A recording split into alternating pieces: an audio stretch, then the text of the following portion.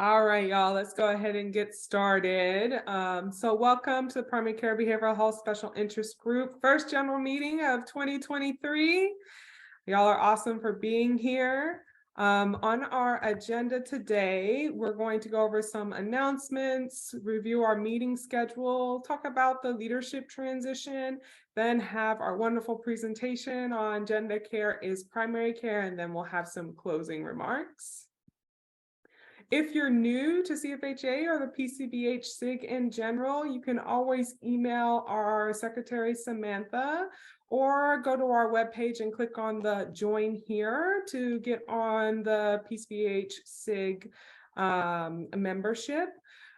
If you have any job postings, you can always post them on the integratedcarenews.com website. We invite you to go ahead and put those job postings into our chat currently, just so you have another place to connect with people who do PCBH. If you need to send a message to PCBH SIG or really anyone through CFHA, you can always email out to cfha@gaggle.email and we should all get it. Go ahead and keep an eye out for our newsletters, which should approximately be coming about 2 weeks before our webinars.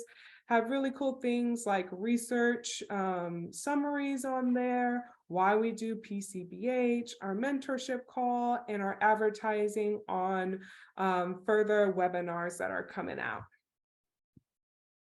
So this was our PCBH SIG leadership for 2022. We said goodbye to Kelly and Natalie, who did wonderful work during the 2022, 2021-2022 year. And this year we have Gabriella Gibson-Lopez moving up, promoted to co-chair from our early career professional representative. And we have Rosemary Hale and Sierra Incravati to our student representative. So exciting about our new PCBH SIG leadership. So this is a snapshot of our webinars this year. As you know, we're here today, April 5th. So our topic is on gender care is primary care with Dr. McClelland. And our future webinars, I'm excited that most of them have already been designated as topics. I don't know about you, but when I know a topic, it's more likely to get on my calendar. So in June, we've got PCBH with the SMI population. August, we got the marriage checkup in primary care. October, to be determined. We'll let you know as soon as we know. And then in December, we have URM mentorship. Last year at the conference, we did a panel on mentorship, and there was a lot of interest in how to mentor underrepresented individuals in medicine. So we heard y'all and we made it happen. So that's exciting. As part of the PCBH SIG, we also support a task force leadership, the Serving Latinx Populations in Primary Care Behavioral Health. And they have an upcoming webinar on April 26th on working with the Latinx populations in substance use disorders. So join them, listen in. They do really exciting and wonderful work. So as you all hear, we're always searching for mentors. We do support a mentorship connect, and we are interested in providing mentorship for those who want it. We're running a little low on mentors. A lot of people are very busy, but if you have time and energy to give your wisdom to someone who is hungry for it, please go ahead and email our early career professional, Rosemary, or you can go ahead and click on our application to fill out, and we'll match you with mentees as they come. I'll put this link in the chat later, or it might be in our later slides. So if you're interested or know someone who's interested, you can go ahead and forward that link to them. So without further ado, I'd love to introduce my good friend, Dr. Amelia McClelland. And she's going to be presenting today's webinar on gender care is primary care. I just want to read her bio really quickly for all of the wonderful things that she's been doing. So Dr. Amelia McClelland is currently working for Community Health of Central Washington as a behavioral health consultant in their pediatric settings. She has worked in school-based health, family medicine, pediatrics, and as a faculty member for the behavioral health and family medicine residency programs. She is passionate about supporting youth in underserved areas, working with the LGBTQI+ population, and working with multidisciplinary teams to support local families. She helped to start Yakima Pediatrics Gender Clinic in 2019 and continues to work within the family medicine residency to upskill behavioral health and medical providers on patient care with LGBTQI populations. So without further ado, I'm excited that Dr. McClelland is able to upskill us today, and I will stop sharing and let her share her slides. All right, thank you. That was beautiful, Dr. Houston. I'm super excited. Let me share my screen with you guys. All right, you guys able to see my presentation? Good to go. Perfect. All right. Well, I'm super excited to be here and kind of talk to you guys about gender care. It's something that I'm really passionate about. One of the things that I'm really excited about is kind of hearing what you guys want to know and things like that as well. Brittany did a fantastic job, so I don't even have to go through my background. But I do like to bring in pictures of people and things that are important to me. So I've got my floof, Miss Brandy Carlisle, and my chosen family here. And just talking about things that I'm interested in. Again, you guys already heard that. But what I want to know from you guys is, what does your clinic do well to support gender diverse patients currently? What are areas where maybe you and your clinic need to adjust or shift or change? And what are things that maybe you want to know more about? You're welcome to throw some stuff in this, the chat throughout the presentation. If you have things currently that are kind of popping up into your mind, feel free to throw those in. I'm going to try to monitor it, and Dr. Houston said she'd help me monitor it as well as we're going through, so I make sure that I address any specific questions or things that you guys are hoping that we can address today. But let's see what things you guys are thinking you want to know a little bit about. So I'm going to give you a second. You can also unmute if you want and share. That's an option as well. All right, I'm seeing ER changes that support, oh, that's a big one. Yeah, EHR, and how do you make your EHR more gender inclusive? Love it. Okay, what else do people want to know more about, or do they feel like they're already doing really well?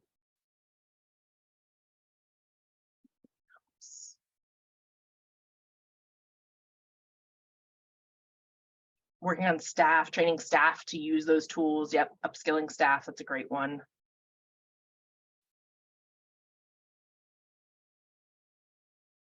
Could be things that maybe you're like, oh man, I feel like we need to do better in this area, or I want to know more about these things. Communication, yep, that's a really big one.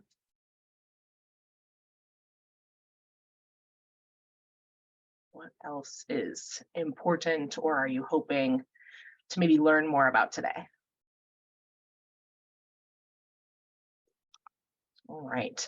As those thoughts, ideas, questions come up, please feel free to throw them into the chat, and we'll try to make sure that we answer them as we go.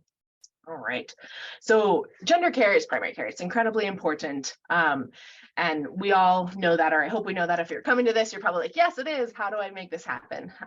So the Trevor Project, for those of you who don't know, is a national organization. They throw out a survey every year that looks at our LGBTQ youth and sees how they're impacted both mentally, physically, in the world around them. And what they found in their most recent survey was that 1 in 3 transgender and non-binary youth found their home to be not gender affirming in the last year, right?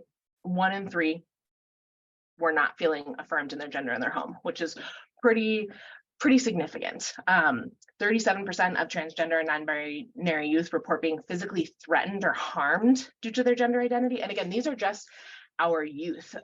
This number is higher when you're talking about adults and you're talking about people as well. And 93% of transgender and non-binary youth say that they would worry that they might be denied access to gender affirming medical care due to state or local laws. The climate right now is really intense, really negative, and the outcomes for our trans and non-binary people are frankly quite poor, right? 60% of queer youth who wanted mental health care in the past year weren't able to get it. That's probably not surprising to those of us who work in the medical and mental health fields. It's hard to find care and to be able to engage with it, which is why I'm so glad that we have PCBH, right? We're making mental health and behavioral health primary, bringing it into those settings that are increasing this likelihood that they're going to be able to get access to these things, right? And I would be remiss if I didn't mention the fact that our Black transgender and non-binary young people are even at higher risks for these things, for stigma, for harassment, for higher levels of mental health concerns. 1 in 4 Black transgender and non-binary young people reported a suicide attempt in the past year. 1 in 4. That is double the rate of suicide attempts by their cisgender queer peers. I'm going to let that sink in because that's a staggering number. We know that that number is higher for those who were assigned female at birth, as opposed to those who were assigned male at birth. And we also know that if they have a strong, supportive, resilient family setting, they're at lower risk of suicide attempt and other mental health concerns. So that strong familial support is incredibly important. And one of the things in primary care that we can do is we can kind of help to upskill the family and to create that. And we'll talk a little bit about more of that later. Gender care is incredibly important because we know that affirming our trans and non-binary individuals just by using pronouns, names, things like that, so they feel affirmed and accepted, not necessarily anything related to medical change, but just affirming who they are as a person is associated with lower rates of attempted suicide and lower rates of anxiety and depression, right? Gender diverse patients in general are less likely to seek healthcare services because they're worried about stigma, discomfort, being rejected by medical providers or behavioral health providers, feeling like they are not going to be able to get quality care, or that they're going to have to upskill their provider in how to use pronouns or how to care for their body as a trans individual, right? And so that can lead to further negative health impacts later on in life if they're not physically reaching out and trying to get healthcare in preventative ways because of this fear. Right. The ACLU has a really fantastic rotating updated map here that's interactive that tracks all of the laws and regulations and things that are happening in the world that pertain to queer lives. And it will break it down based on states. It will break it down based on laws. It will tell you, is this a school thing? Is this related to sports? Is this like a national thing? Is this bathrooms? What is it that's being impacted? But we are in a very stressful time right now. 451 as of yesterday, 451 anti-LGBTQ bills have been proposed in the US. For those who want to follow this map, I'll put the link in the chat for you. But that's a pretty sobering number to think that there are 450 laws right now that impact just this community and will ripple out and impact other communities. These are the things that our patients are experiencing and feeling in the moment, which feels doom and gloom. So to kind of help us get a little bit out of that doom and gloom, what can we do as BHCs? What can we do as behavioral health consultants? What can we do in our role as supportive gender affirming providers, right? How do we support these patients? What can we do, right? I think one of the things that's incredibly important is, as a behavioral health provider, and many times our medical providers can be good at this too, but I know as behavioral health, this is something that we're fantastic at, is getting a person's context. Behaviors, feelings, emotions, they don't happen in a vacuum, right? So if we can get people's context, we can provide resources, we can provide support, we can provide that space of like understanding and normalizing the experiences that they're going through, right? In that, we can help them figure out what supports and strengths they do have. Can we connect them to resources in the community? Can we know what's around? And then I think another really big one is psychoeducation. In behavioral health, we're in a perfect place, especially if we're integrated, especially if we're doing PCBH. We're in a perfect place to be able to help upskill and provide psychoeducation for families, for kids, for adults on gender identity, gender expression, sexual orientation, all of those different things. Like I mentioned earlier, if there's a strong, supportive, familial component and they have people in their life, they have an adult who affirms them, they're likely to have better mental health outcomes in the future, right? Or even currently when they're feeling those things. So if we can help to upskill and provide that resource for our teams, for their families, that can be incredibly useful. I know somebody in the chat earlier was talking about training staff on how to use different tools in the EHR, right? Those are all things that we can do to kind of help create a context where patients are feeling like they can come in, they can get that care, they're not going to be turned away, they're going to be affirmed and respected in their genders, right? And then when needed, we can provide a therapist support questionnaire. If you feel comfortable and you've gone through and you understand the pieces that go into that, providing a therapist support questionnaire can be a really useful tool. For those of you who don't know, the World Professional Association for Transgender Health, or WPATH, has created standards of care.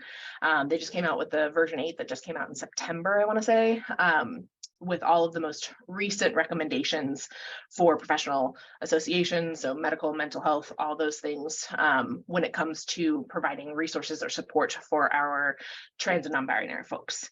Now, a lot of the standards that shifted in version 8 have a little bit of maybe some changing in some terminology, so making things a little bit more open and less maybe negative or binary in some of the terminology. They've gotten a little bit more inclusive. They've talked a little bit more about assessment. They've removed some of the what people were considering kind of like gatekeepy practices of like, oh, you have to have a certain number of mental health letters in order to get surgeries and things like that. They've reduced those and made the recommendations more in line with an informed consent kind of model, which many surgeons and medical providers agree with. Unfortunately, insurance is still a little slow on that uptake. So I think we may be continuing to have to provide some of those letters and those tools to kind of help aid in getting connected to some of those resources as we wait for insurance to kind of catch up with these new standards of care. I'm going to pause for a second and see if anybody has any questions before I kind of dive into the next little section of things. Any questions or things that are coming up for people?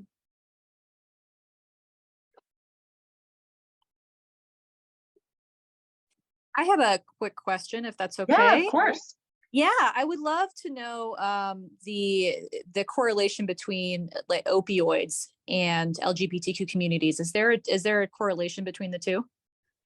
Yeah, I don't know the exact numbers on that, but speaking anecdotally, yes, there can be high levels of use for that, just like anybody who may be experiencing high levels of stigma or stressors, be in a context that's pretty difficult or stressful, you could see use of opioids or other substances. I don't know the exact numbers for opioids specifically, but speaking from my own practice, and I do mostly work with teens, I have seen a lot of times use of substances as a way to kind of deal with some of the gender dysphoria or things that are happening, or a really unsupportive context that's making it hard for them to kind of process some of those feelings.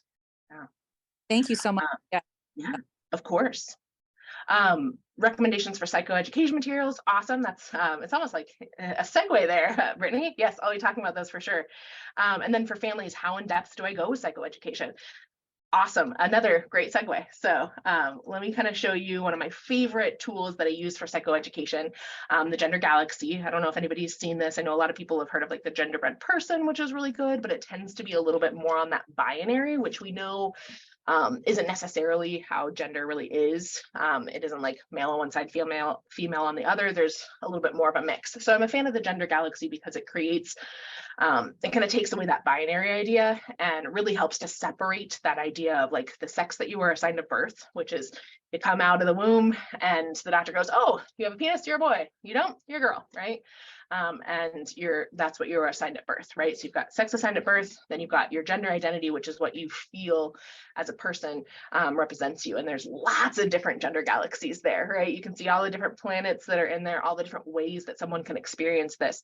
And then floating kind of through the middle, you see that gender expression, which is the actions, the clothes, the things that we do, the way we present ourselves to the world that society seems to kind of align to a specific gender, right? Society feels, we're starting to break it a little bit, but society feels like there's a little bit of a binary, things that are feminine, things that are traditionally masculine, right? And we know, and we're learning, and we're starting to develop as a society, so we're not completely rigid in those areas all the time. And we're seeing a little bit more ebb and flow, but that's a really good thing to kind of talk about with families, because a lot of times, and I'll go through this gender galaxy and I'll talk about all of those step by step with a family, and I'll kind of talk about how a lot of times when we see somebody wearing makeup or wearing heels or playing with traditionally kids' toys or doing things that we would say, oh, that's a feminine activity, we think, oh, they must be a girl, right? And so I will expressly have those conversations with family about how our gender expression is completely different from our gender identity.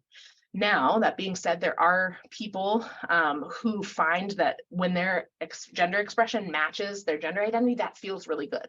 And so gender expression can be a tool that we can help patients use to feel comfortable and confident in themselves, and to be able to like feel more empowered or feel those moments of gender euphoria where they actually feel really connected to their gender identity, and they feel very affirmed in who they are as a person, right? And so gender expression can be a really great tool when it comes to like that social transition piece and helping somebody feel connected. Cis people find gender expression to be really affirming too, right? Those people who are cisgender, people who are born the sex that they were assigned at birth and still identify as the sex that they were assigned at birth. People will do that all the time, right? You get the people who really do like to align with a binary, and you get people who really don't. And that's going to shift and change. And so having those frank conversations with families, I do that all the time. Again, the Gender Galaxy is my favorite, and I'm happy to share PDF versions of this with Dr. Houston, who can maybe get this out to everybody so you guys can have a copy. But I really like the Gender Galaxy. I'm a really big fan of the Gender Unicorn. It's kind of a simple one that kind of breaks it down a little bit, and it is easier to kind of for a family to kind of take home and then be able to like conceptualize and talk about on their own again, right? The Gender Galaxy is going to be a little bit more you kind of need somebody to help you kind of understand it a little bit more. The Gender Unicorn, you can kind of look at it and get a little bit more of an idea of what's happening. So those are two of the ways that I kind of talk to families and go through some of that psychoeducation around gender identity versus gender expression, and kind of talk through those things and answer some of those questions. One of the things as a behavioral health provider that you can do, especially when working with a family, is be that educator, so that kids or our trans folks don't have to be that for all of their family members. Because a lot of times what happens is trans folks have to be the educator. They constantly have to be teaching, training, telling people what to do, how to speak, how to use pronouns, what does this mean, right? And that can be really tiring and really difficult, and we don't want to always have to make it them. And so as a behavioral health provider, sometimes we can act as that. So speaking from like a youth perspective, I will oftentimes do visits with just the parent where I'm like, okay, ask me your questions. Let me be the one that helps to teach you some of these things so that we can take that burden off of just the kid. Great question about that psychoeducation. I also like to highlight that March 31st is the Trans Day of Visibility. And I really like this table because it's a kind of a generic but kind of easy way to kind of help people use the correct terminology. One of the simplest things that you can do as a provider, as a person, as a human, as a parent, is just use words that are affirming and that are going to be useful. Again, talking to the individual is going to help. Every individual is going to be different. They may have terms that they feel more comfortable with, or things that they're okay with. But in general, this is kind of a good way to kind of conceptualize and use terminology that is appropriate. And we're not saying things that are rude or stigmatizing. All right. In general, when you're kind of working with patients, you can kind of conceptualize things in different ways. You have your social transition and you have your medical transition. And a lot of times when people hear like transition, where the defensiveness comes in, where a lot of these laws or people who are very like afraid and nervous and scared, they're coming in because their concept of transition is the medical side of things. They're like, oh my gosh, our children are going to be getting surgeries, or they're going to be providing hormones to my 3-year-old, you know, things like that are really scary, and they're hearing those things. Those are not things that are happening, right? So there's a difference between a social transition and a medical transition. Many of you probably know this, but that's going to be like a basic conversation that I'll be having with families, is kind of just pausing, checking in and being like, okay, so when it comes to transition, we've got the social transition that can happen at any age. That's going to be things like using a name that feels comfortable for them, using pronouns that feel comfortable for them. Their gender expression may shift, allowing them to kind of play with it, figure out what feels comfortable for them, right? They may change like voice or the way they walk or carry themselves. Those are ways to kind of shift that. We may have to have conversations about safe binding or safe tucking if that's going to make them feel more comfortable in their body, right? We may have conversations about bathroom use and which bathrooms are appropriate, and how do we talk to the schools and get support from these things as well, right? That's the social transition. That's the part that we can start early, that we can kind of dive into. The medical transition is separate. That's different. That's down the road. And in the United States, under 18, you're not going to be starting a lot of those without parental permission. You actually need parental permission to do any of those things, unless you're like an emancipated minor. And most of the time under 18, surgery is not happening very often. Obviously check the laws and regulations in your state. That varies by state by state, and clinics and organization-wide policies as well. But in general, under 18, surgery is not happening very often, right? The medical transition pieces that may be happening are puberty blockers, right?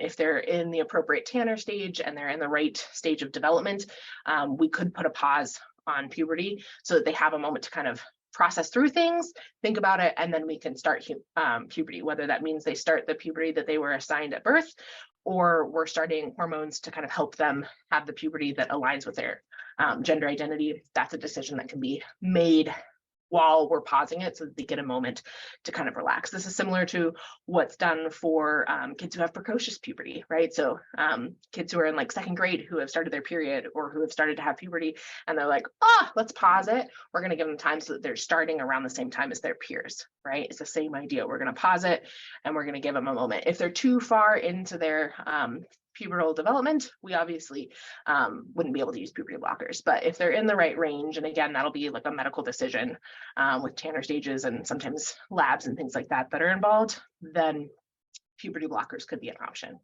The next option that many people are aware of is hormone replacement therapy. So that's going to be like testosterone, estrogens, spirulactone, and things along those lines that are going to help with shifting the hormones to align or match more with the gender identity.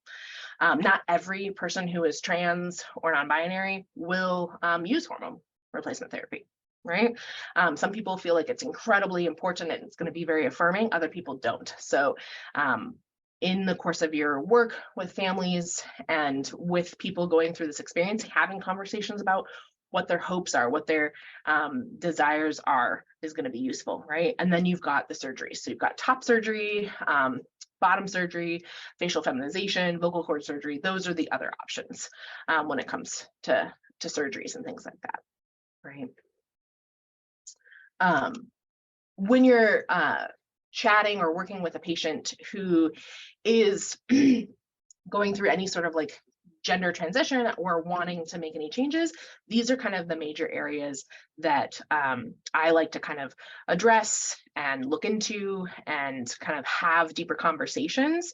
I've actually created this as a smart phrase in my EHR that I can just like type .gender and it pulls this in for me, and it kind of acts as a roadmap as when I'm working with a patient who, whether it's they need a therapist support questionnaire so insurance will help to cover some of their treatment, or their provider will feel comfortable with doing it because they've had conversations, or just so that I can kind of have a good idea of areas to kind of cover and things to remember. This is like a really easy way to kind of remember different areas when I'm working with a patient.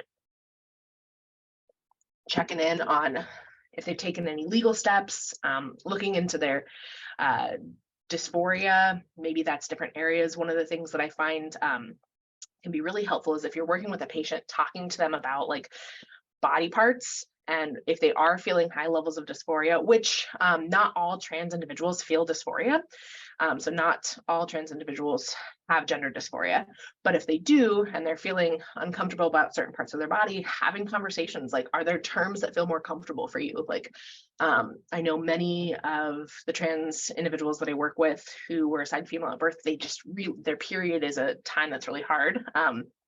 The term that some of the teens have come up with is dysphoria week, which I think is just a beautiful way to think of it, but kind of checking in with those teens or those people that you're working with, adults, and asking them like, what terms feel comfortable for you? Like sometimes using terms like vagina and penis, really jarring or uncomfortable for somebody who's feeling that dysphoria and feels like that just is such a part of their body that they really dislike. And so talking about, are there ways that you can delineate this in the EHR, whether it's like a pop-up or a flag or something, or just a conversation with their medical team, like, hey, when you're doing wellness exams, when you're doing general exams, when you're doing this, it helps if you can call it your wellness exam or a pelvic exam, and you don't use these words because they feel uncomfortable, or patient prefers these words, not these. Can be just like a really simple way to make somebody feel safe and comfortable in your setting, and letting them know, okay, here are things that they feel comfortable with or don't feel comfortable with when it comes to a provider that they work with, and doing any sort of like medical care, right?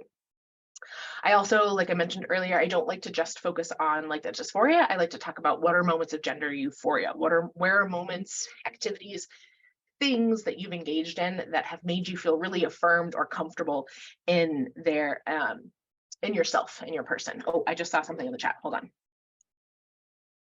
Can I elaborate a wording that helps their care to get covered? Are you talking about like letters or things like that, like therapist support questionnaires, or? Yeah, you had using wording that helps. Were you talking about insurance? Like, I'm sorry, you said something about wording to kind of help their care get covered, or was it insurance you were related to? Maybe I messed the context of that up. Yeah, so you can kind of help. A lot of times insurance will require like a therapist support questionnaire prior to starting the medical side of transition sometimes. So especially for surgeries, insurance for top surgery will usually require one letter. Some insurances require 2 mental health letters and 1 PCP letter for bottom surgery.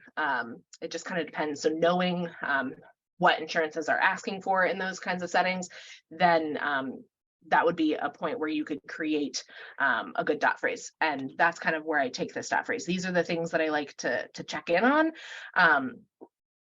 because I feel like they help me get a good picture of what's going on for a patient, and they're kind of the steps that are important for a therapist support questionnaire. So these categories are based off of the questions that are on the therapist support questionnaire, that template that was designed by Seattle Children's Hospital, which is one that I use when patients are going outside of our clinic or going somewhere else and they need a letter. I will use that template from the Seattle Children's Hospital to kind of check in on those.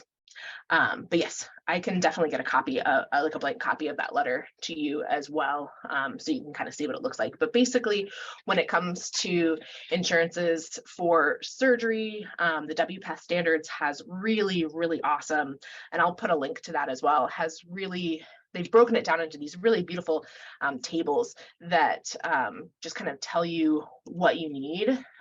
So here's the WPATH handbook. For those of you who want to look at it, but they break it down into criteria. If you go to the different pages, they will break it down like what their recommendations are. A lot of times they're requiring that they have significant dysphoria or discomfort in their body. They don't have to have dysphoria, but they have to feel like they do not kind of the phrase that we like to use is persistent and consistent, right? And so it needs to be lasting, persistent, and consistent thoughts and feelings. And so the WPATH standards used to say that you had to be on hormones for 12 months or live in your assigned gender for 12 months, but they realized that that was very, it was creating a lot of barriers. And so that's cut down to 6 months, and it's not a prerequisite that you have to be on hormones for surgery anymore. Again, insurance companies do still follow the old guidelines, and so it's important when you're writing your letter to make sure that you, if it isn't over 12 months that they've been on hormones or they're not using hormones, because that's not something that they feel is going to be important in their gender journey, then you just want to clearly state why that isn't happening and why you feel like that's not medically necessary for them to take the next step. Question, how did I handle the open notes with adolescents whose parents are not aware and not supportive? Oh, fantastic question, Aida. That's been a fun one. We just switched to Ocean Epic in our organization, and so Epic and Ocean have MyChart, which has a system where supposedly at 12 years old, parents get cut off of the MyChart access, which is the portal access, and so they can no longer see the notes. If you have a child who is not out to families and they do not want families to know, then having policies in place or procedures in place for how you're going to remove things. So we have the ability to, there's with the open notes, you can still choose things that you do not want to go across because you feel like it's going to be a danger to the patient, or something, I can't remember the two words, it's like danger to the patient or themselves or something else. There's two options and you can kind of click, or the patient asked for this not to be pushed through to your portal. Our system in Ocean Epic has like a button that you can click for that. In our old system, we had like protocols in place so that when it went to billing, they didn't send out explanation of benefits the same way, and they did things differently, but we had to kind of MacGyver it in our old system because we didn't have the things in place.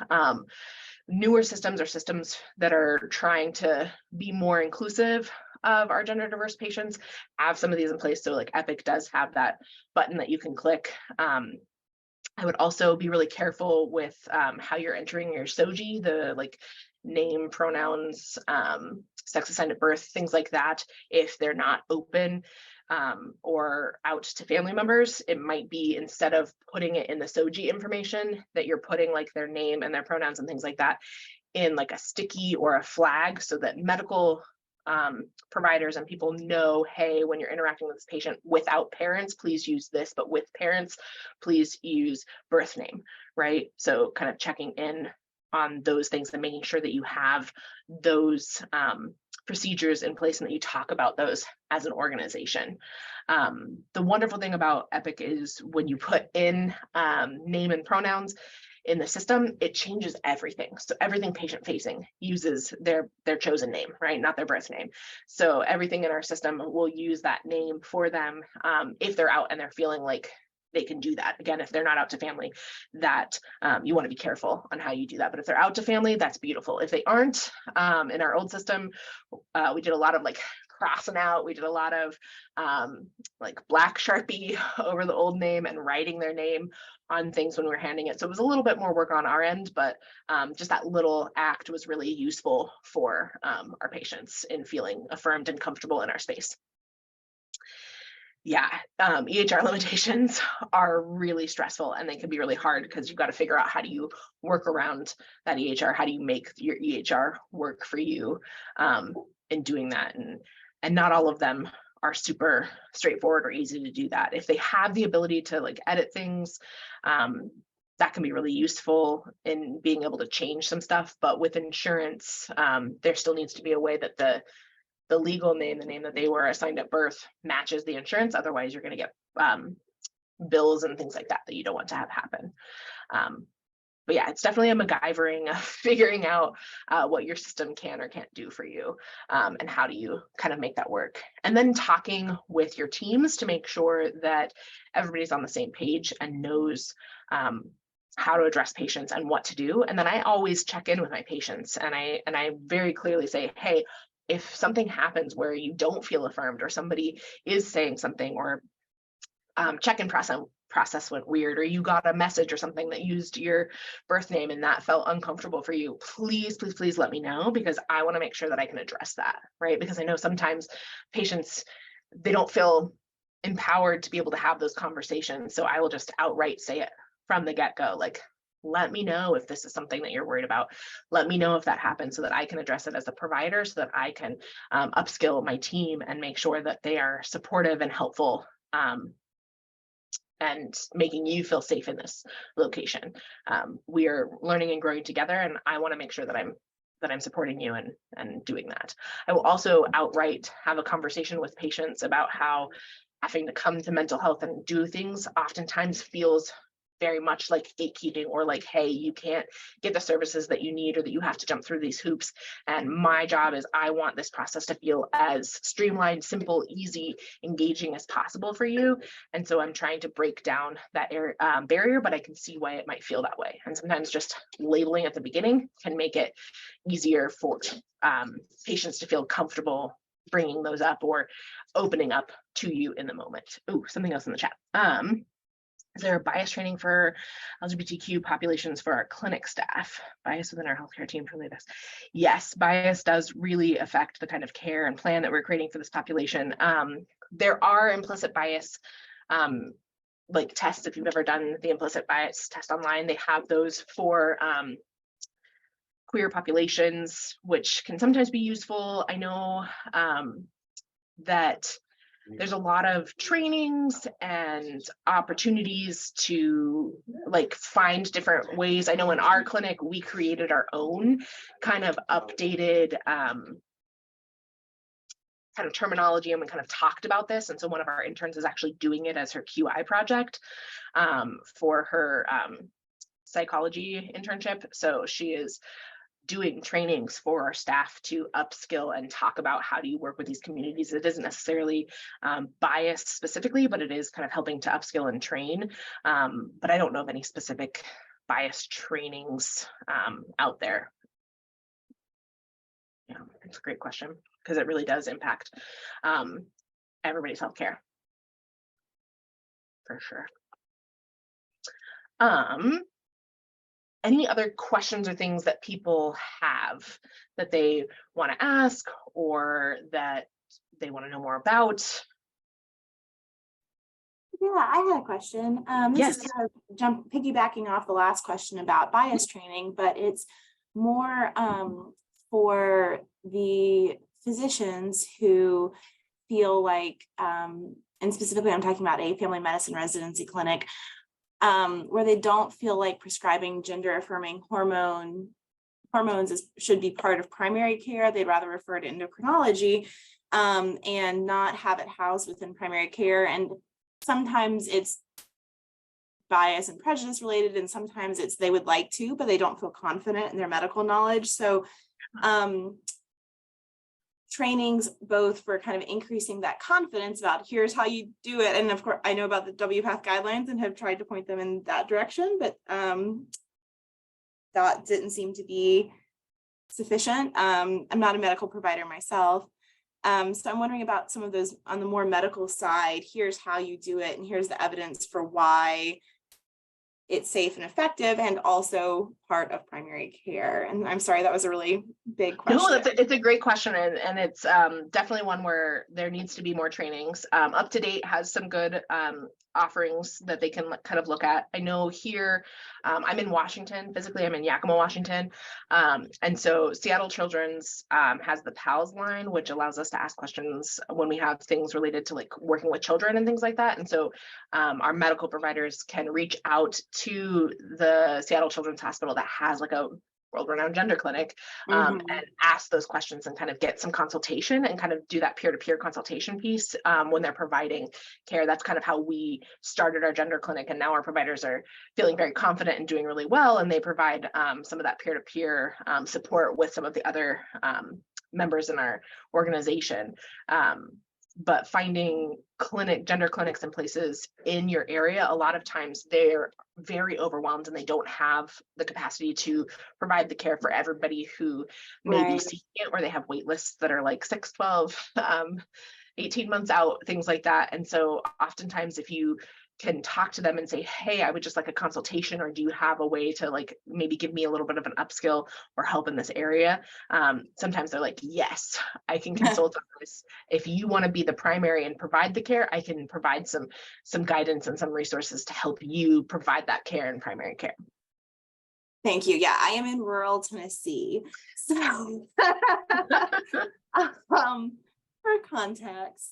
That's a fun area to be in. Yeah. Right. Yeah. So yeah, we're not even talking about youth right now because that's been taken off the table. But yeah, just for our adult patients, I'd like to help this clinic get back to more prescribing that they used to do. But anyway, long story. I appreciate your help. Thank you so much. I know in our residency program, because we have our gender clinic and our pediatric clinic, and so we've been around for a while, so we've had some that are now adults, and we've transferred them to some of our family medicine clinics. And so we provided a little bit of guidance moving that way. And so more of our family medicine clinics are feeling more comfortable, but it really started with like doing some of these presentations that just talk about how do you work with queer folks and make them feel comfortable and safe. And that was like the first step to kind of like testing out the waters and making people feel comfortable and confident in those settings. And then providing that consultation kind of moving forward. Awesome. I appreciate the response. Thank you very much. I may email you afterwards as well. Yes, please do. Yeah. Thank you. You're welcome. Awesome. What other questions do people have?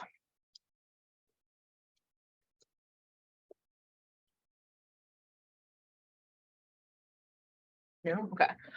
One of the other resources that I really like, figuring out my camera, is this book. It's called My Child Told Me They're Trans, What Do I Do? It's a fantastic book for parents. It's got questions and answers. They break it down by all sorts of stuff. Like any question that a parent has ever asked me, there are answers in here, which is really nice. And they come from all different people. So they come from parents of trans kids. They come from mental health providers. They come from medical providers. They come from clergy and spiritual leaders, and different answers. And they're just really great ways to kind of respond to like the questions like, is this just a phase? Or, well, my kid still wears dresses, but they say they're a guy, or things like that. So it's phenomenal. And it's just a really great resource for families. And I would highly recommend it.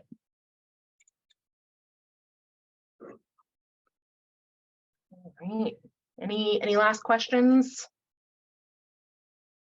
Okay.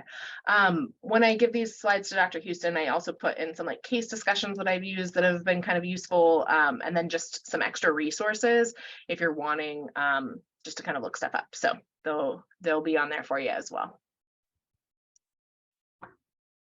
Thank you so much, Dr. McClelland. I of course loved everything and had lots of knowledge come my way. And thank you for being so open to email people afterwards. Yes. Oh, I should put my email in the chat. Yeah. So we will be putting the recording and hopefully the presentation online, so you have access to all of those resources. And Dr. McClelland has graciously provided her email in the chat, so feel free to reach out to her. Just final kind of housekeeping. Let me get in here. Housekeeping. Sharing my screen now.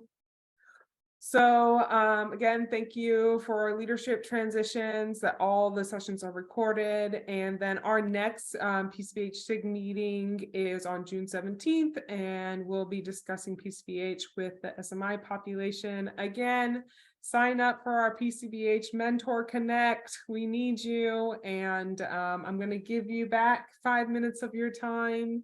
Thank you so much for joining us.